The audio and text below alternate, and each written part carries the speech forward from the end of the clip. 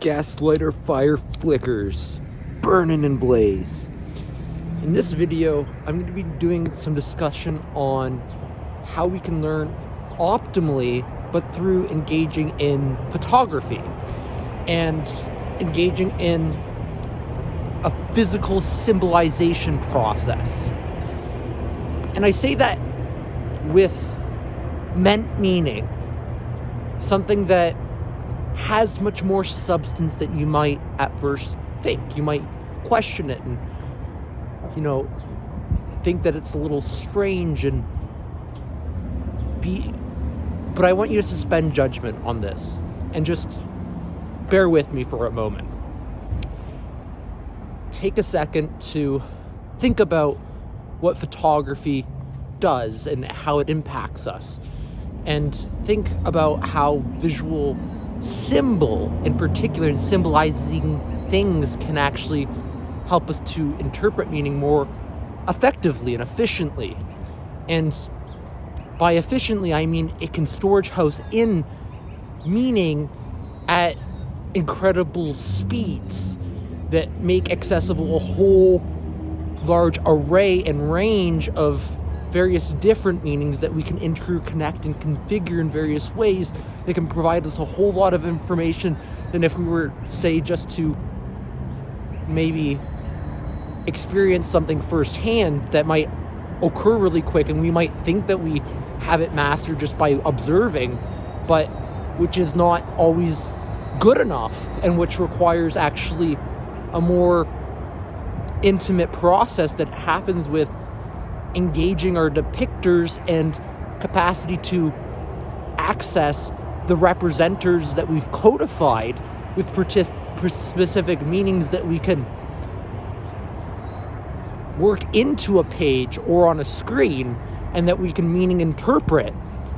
Thus, from that process, a symbolization process in which requires a codification process that's calibratory, where you have a meaning interpretation and a symbol, and you put that meaning interpretation to that symbol,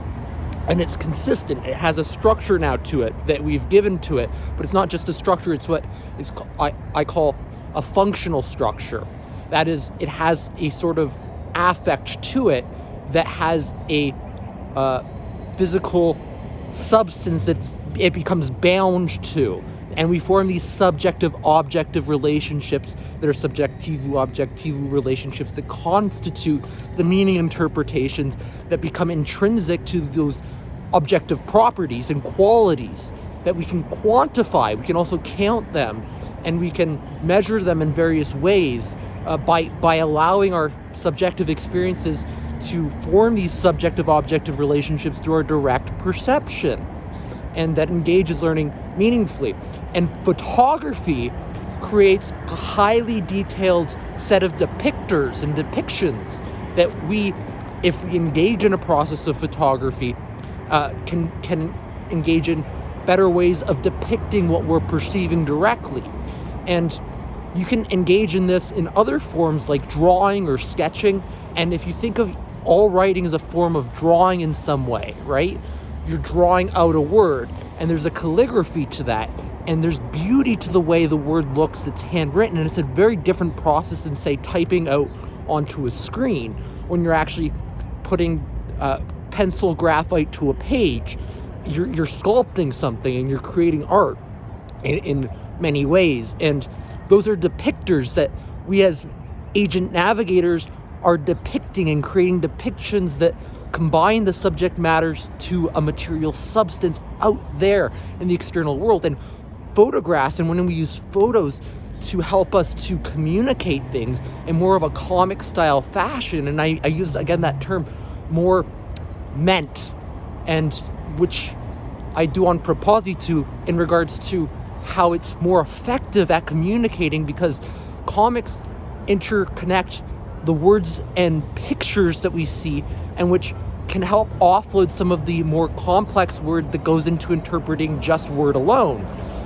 Because word's not always enough. Sometimes if we have word associated with what we're trying to, or what we're imagining in our imaging of mind in regards to how we try to conceptualize it in an imaginary framework, not so much something that's visualized per se, but this imaginistic. And then if we can create a physical visual representor and representation to that representor through our drawings that we've our self-conducted and self-directed learning that taps into our intrinsic agency processes to create meaning and to do so creatively in what must be a creative process and couldn't otherwise, that brings in from the imaginative consciousness into a materialized existence, synthetic material, the subjective-objective relationships that are subjectivo-objectivo in nature, and that have these subjectivo-objectivo truths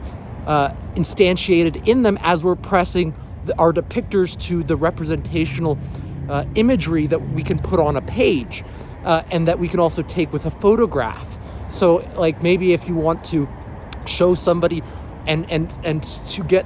give them a really good impression of what a particular tree looks like an evergreen tree, and you take a picture of that evergreen tree, and then on that picture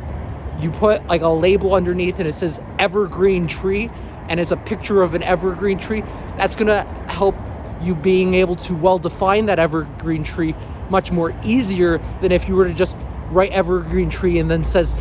you write maybe it has pine needles that poke upwards. It's kind of a darkish green color, but if you have a picture, people can more freely interpret things alongside your word, and you don't necessarily have to use as much words. And you often hear this concept that picture says 1,000 words or more. There's a bunch of ways you can actually go about a near infinite range, and probably an infinite range of ways you can go about characterizing something in a picture that you can't necessarily do in the same way as you would composition a sentence and create a collage of words that have these very distinct visual representations that are also intimate, but can sometimes lead our meaning interpretations astray, or which we can also sometimes leave certain things out. And visual image tends to actually be a liberation onto the mind. And I want to leave you off with that for today, and I hope you have an awesome one. Bye.